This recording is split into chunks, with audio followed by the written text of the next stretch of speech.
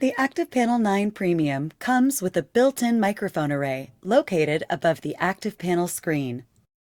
The microphone array is perfect for capturing student and teacher voices while using the screen recording app, or within online meetings where panel sharing takes place.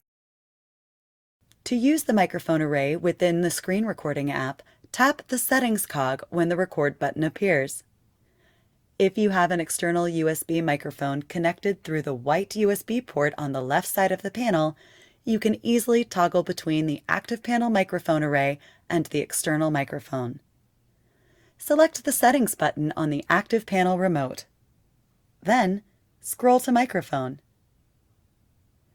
Use the directional arrows to select which microphone you wish to use with the screen recording app or online for online meetings.